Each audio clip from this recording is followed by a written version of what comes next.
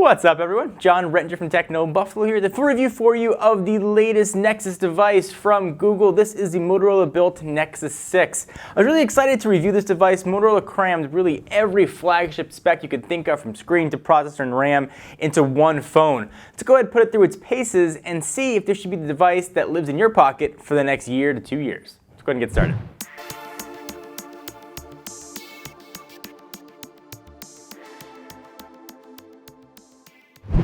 So as I do with all my reviews, I want to give a disclaimer. I used this for 6 days before doing this review, and Brandon, who did the written portion of it, used it for 4 days. If you want to hear anything more about what I'm going to talk about, hit the link down below. We've got a ton more details, including full photo galleries when we get to the camera section. We have an unlocked blue model that was sent to us from Google. We tested it in Southern California using AT&T, T-Mobile, and Verizon. Same phone, works fully on all networks. Jump right in with design. Let me just get this out of the way early. This is a really big phone, like really big. Think of this phone like Shaq and every other phone out there like a high school freshman point guard. Saying something is big by today's standards really means something. In a sea of 5-inch plus phones, this 5.96-inch Titan stands above them all, literally and figuratively. I like big phones. In fact, pretty much every device I've used over the past few years, my daily driver has been 5.2, 5.3 inches or bigger. If you've held an iPhone 6 Plus though, and thought those bezels are absolutely gargantuan, this is about the same height, although a little bit wider. I say that not to compare it to the iPhone at all, but to give you at least a size reference. This is the first device since the Galaxy Mega I've actually had to think, is it too big? Go to a store, see it, and hold it, and see how it fits in your pocket. It barely fits its normal dude jeans, but it does fit. I'm certainly not deducting any points from the score for the size, but you should definitely know how big it is going in, see if it's the right phone for you, because it's not going to suit everybody. All right, I got that out of my system. So with the screen size, here's the thing. The size is a very big part of what makes the Nexus 6 so appealing to people. What seems big to me might seem pretty normal to you though. Google and Motorola very consciously chose the massive 6-inch QHD screen because big phones are just what people want nowadays. To be fair, the size is both a curse and a gift. A curse because it can be difficult to use one-handed, and Google really doesn't do much with its software to make that even easier to do. A gift though because the display size is absolutely perfect for watching videos and playing games on.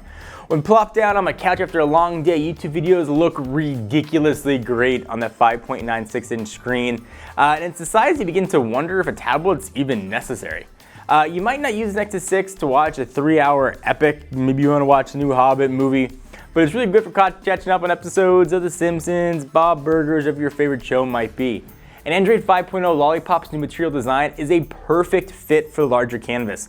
All the fancy new animations, bright colors, and slick visual tricks is definitely a sight for sore Android eyes.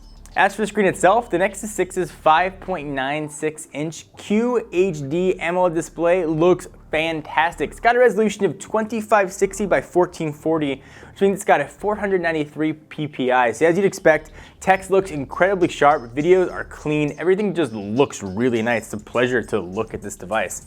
Colors might not be as vibrant and saturated as they are on something like the Galaxy Note 4, but I take nothing away from the screen on the Nexus 6. The screen is terrific, and with all the rich, deep black typical of AMOLED displays. Out in broad daylight, it can be a bit hard to see what's on screen. That's kind of the case with most phones, but otherwise, it is just a beautiful delight on my eyes. Fortunately though, there's much more to Nexus 6's design than it simply being a big device. It essentially looks like a larger current gen Moto X. It's got the same rounded back, same aluminum frame, same camera placement, and the buttons are more or less the same too. Placed carefully on the right side for easy access when using it with one hand. Power button incidentally still has a really nice texture to it, and I can't overstate how nice that little touch is, making it super easy to find and easy to press. The volume rocker, meanwhile, is clicky enough without feeling kind of chintzy and cheap. Overall, the Nexus 6 feels really solidly built and really strong, as is the case with almost all current gen Moto devices. But it's all not rosy in Nexus world. I wish the backside of the phone was made of something different. The soft touch matted plastic looks great and complements the contoured aluminum frame pretty well, but the midnight blue model that we've got in the office attracts oil and grease like no other phone I've ever seen. Now, I've tested a lot of phones. Nexus 6 looks great in the box, but as soon as you start touching the thing, the device looks like it's had an encounter with McDonald's fries right after they came out of the grease. No matter how you try it, the device is nearly impossible to keep spotless or even clean for that matter. It seems to wear like the leather back on the new Moto X without the added benefit of actually being leather. As great as the front is, the back though, not so much. So you might want to put this guy in a case, which might make the size even bigger, but for you to decide whether or not that's going to be an issue. The Nexus 6's front-facing speakers are super loud, crisp, and clear. Chances are you're using a Nexus 6 probably with headphones or on a quiet area anyway, but the speakers don't disappoint if you use it for that. You don't have to strength listen to the speakerphone, and you'll certainly have no issue at all hearing video, music, or just your mom yelling at you on speaker. The addition of Moto's turbocharger is certainly handy for giving the Nexus 6 a quick jolt to juice.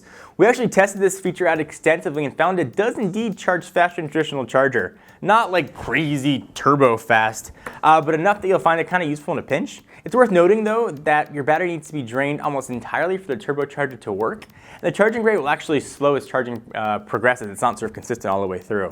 I'm not entirely sure if the 6-hour battery claim in 15 minutes is 100% accurate, but turbocharging does provide a quick way to get the Nexus 6 back on its feet while the battery is especially low. So we're at an airport, plug it in, it'll be pretty good. So let's talk about software. We've covered Lollipop pretty extensively already, but it bears repeating here. Android 5.0 Lollipop is easily the best version Google has ever put out, and it looks absolutely gorgeous. Not only does it just look good, it's just kind of fun to use too. The Nexus 6's large display is a beautiful showcase for the fancy material design. Lollipop would have great though, probably on any screen size. It looked great on the Nexus 9, but Google's new design philosophy, kind of with grid-based layouts, responsive animations and transitions, and depth effects, makes it the best looking mobile out there, no question from my perspective. It makes previous versions of Android, even KitKat, just look outdated and archaic. Simply navigating the home screen, jumping into an app drawer, digging through the settings is just a fun, joyous experience. Lollipop looks wonderful in motion. But it's not just how Lollipop's designed, it also comes with an extensive list of new features. It really cements Android status as one of the most powerful OSs out there. Security improvements, multi-user support, screen pinning, multitasking overview, OK Google from anywhere, and new priority modes like the Lollipop, just an awesome experience overall. And those are just a small sampling of the tons of new features found in Android 5.0.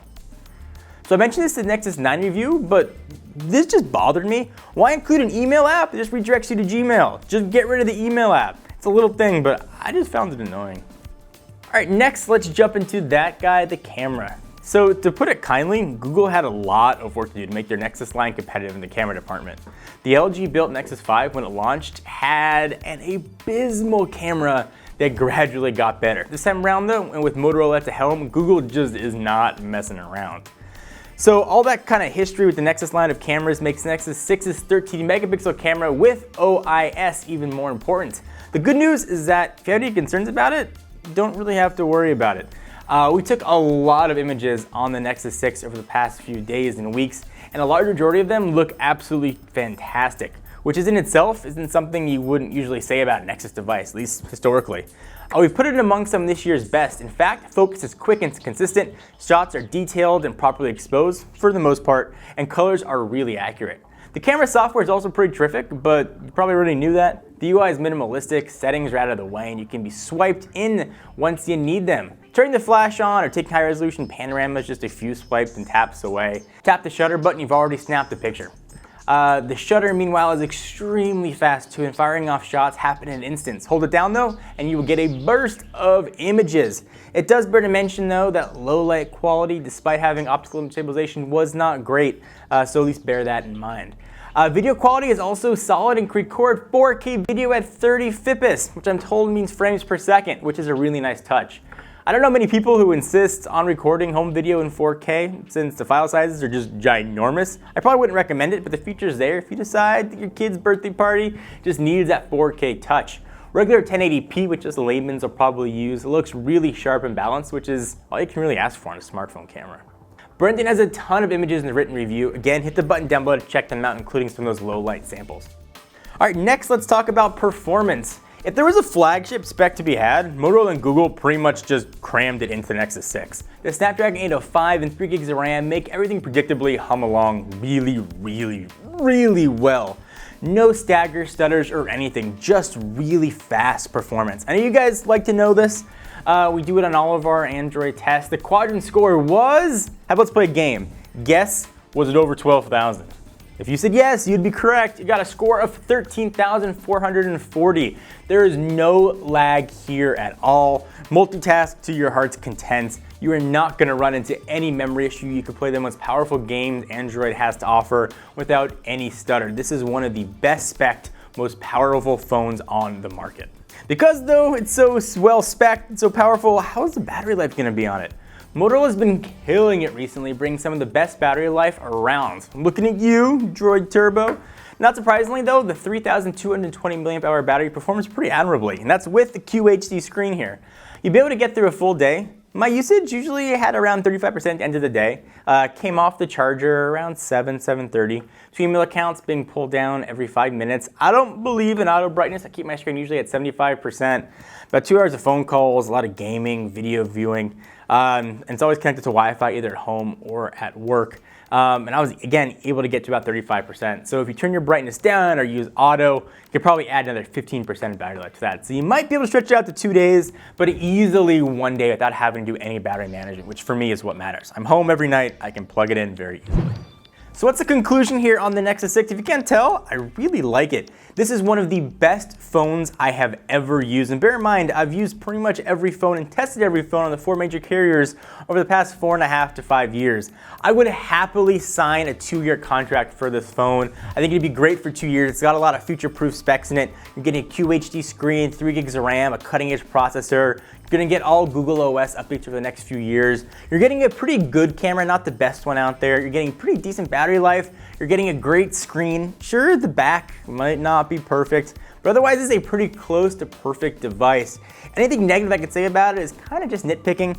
Definitely bear in mind before you order it sight unseen, try it, see if the big size is gonna fit your lifestyle. If it is, you will not be disappointed. This phone gets a really solid 9 on our Techno Buffalo score and a huge recommendation. If you like big phones and you know you're gonna like this one, absolutely order this. You will not be disappointed.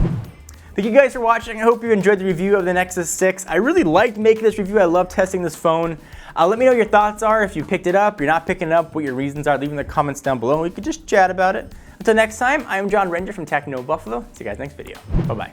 Thank you guys for watching. I hope you enjoyed. We are people just like you who love technology. If you want to keep up on the latest in the world of consumer electronics, hit the big subscription button right down below. If you want to see us play games, although admittedly sometimes very poorly, check out our Twitch channel at twitch.tv/technobuffalo.